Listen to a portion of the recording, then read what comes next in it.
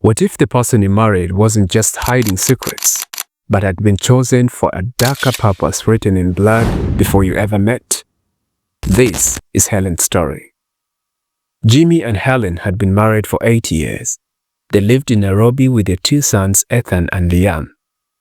Everyone saw them as the perfect couple. Jimmy ran a successful business, and Hellen worked as an interior designer. They lived in a big, beautiful house. Neighbors and friends admired them. Their marriage looked strong and happy, but Hellen started to notice strange things. Jimmy often came home late. He claims he has business to handle. When Hellen pushed harder, he always defended himself, saying a man doesn't need to explain his moves all the time. So Hellen left him alone, but it still bothers her. Sometimes he left again late at night when he thought Hellen was asleep.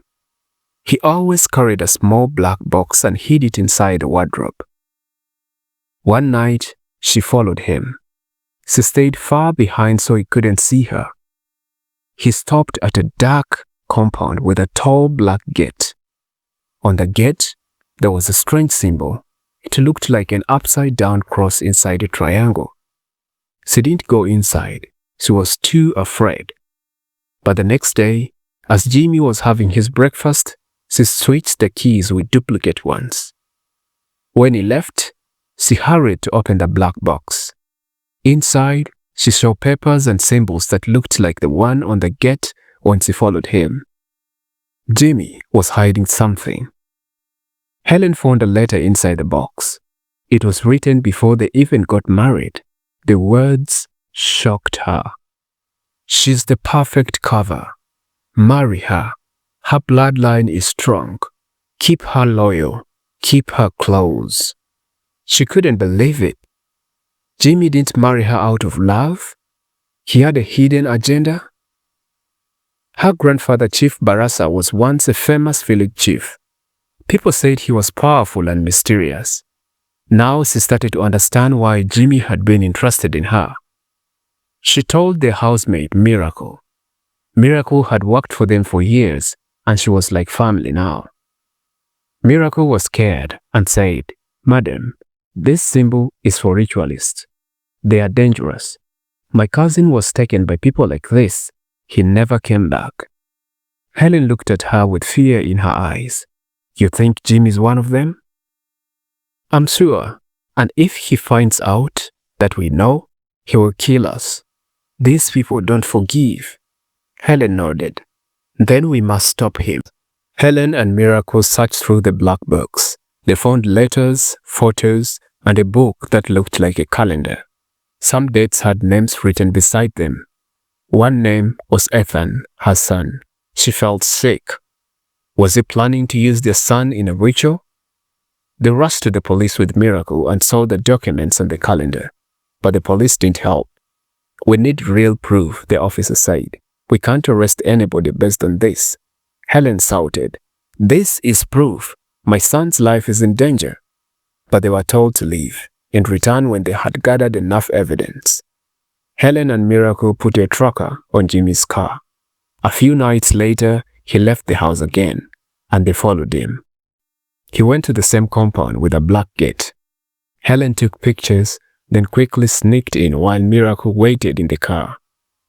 Inside, she saw men in black robes and candles burning, and all of a sudden, someone grabbed her from behind and carried her away. Miracle waited and waited. She knew something was wrong. She ran to the police station to get help, but the police didn't help. Instead, they turned to arrest her. It didn't make sense until she realized that the police were a part of the cult. Hellen and Miracle were taken to the cult's meeting place with their eyes tied and thrown into a small dark room. Later that night, Jimmy arrived with his brother, and their eyes were untied. To Hellen's shock, she saw Jimmy and his young brother, who often visited their home. Jimmy spoke softly. "You were never supposed to know." "Why?" Hellen asked. "Your grandfather was part of this cult, and he dedicated you to be married off to one of us for his legacy to reign. That explained the sudden deaths in your family. You were to be a sacrifice, but your sacrifice is to marry one of us." Hellen couldn't believe what she has just heard and labeled it lies. Then Jimmy asked her, "Then where do you think your grandfather got all that fame and power?" That threw Hellen into a deep thought. "And our children?" she asked. Jimmy looked down. "That's the price. You used me," she said with tears in her eyes. "You didn't love me." "I loved you at first, but I care about you now," Jimmy said. "That's why I'm giving you a choice. Keep quiet and leave, or speak out and die." The next morning, Hellen was released. Jimmy told her Miracle had been taken to a different place. He acted like nothing had happened. He even played with the children as usual. Hellen felt trapped. She smiled when he was looking, but inside, she was scared. She went to a small church in Kibera and met Pastor Joseph. She told him everything that had happened. He prayed with her and said, "This is not just evil. This is spiritual war." For days, they fasted and prayed, and strange things began to happen. Lights flickered. Ethan woke up screaming, saying someone was trying to pull him away at night. Pastor Joseph gave Hellen a burner phone. She used it to contact Miracle. She was alive, but locked in a house in a rural village. Pastor Joseph contacted 2 ex-soldiers who had helped people escape bad situations before. They made a plan. One night, they drove to the village. The house was isolated and hidden behind trees. The men moved quickly, broke the locks, and freed Miracle. They also found 2 women who had been kidnapped. They escaped before dawn. Hellen packed their things, took her sons, Miracle, and left everything behind. They left the country with the help of the church and got new names and IDs. They thought they were finally free, but trouble was brewing.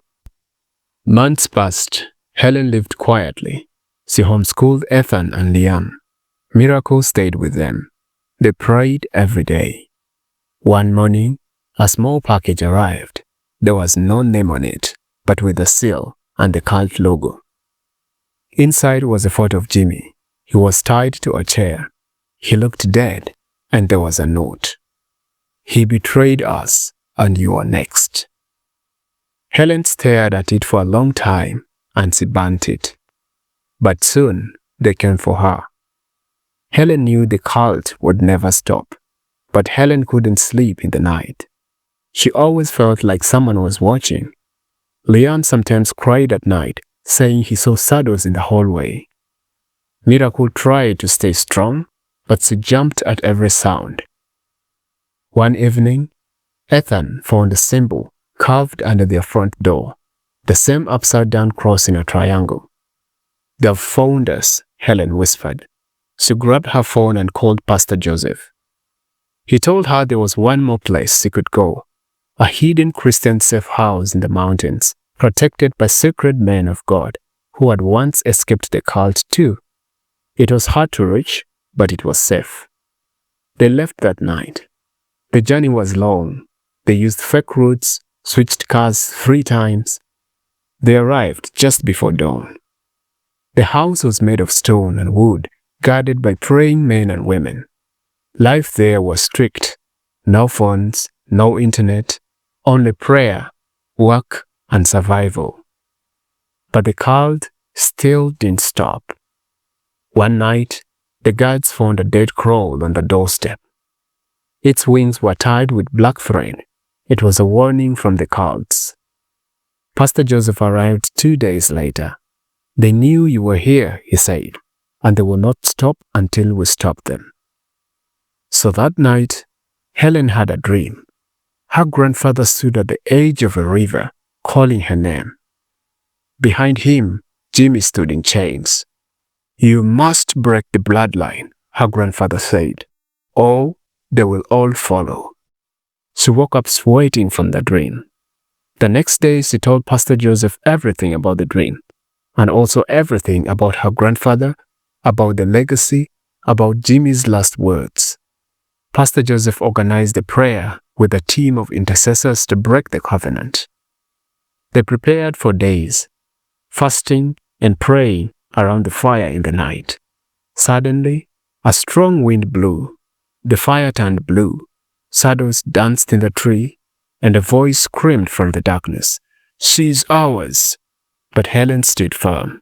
"No, I belong to God."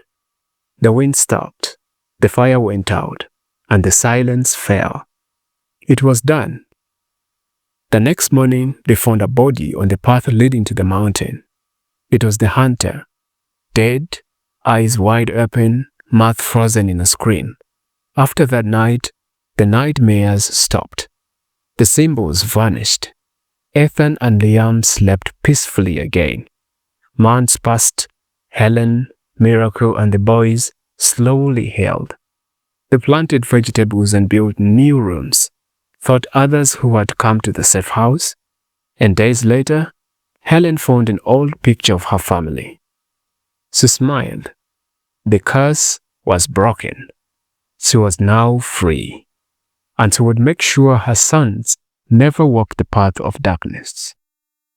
Thanks for watching. I believe you've enjoyed this story, and you can check out our channel for more interesting stories for you to watch next. And you can also subscribe to our channel and turn on the notification bell so that you get notified every time we post a new video. Until then, we'll see you in our next story.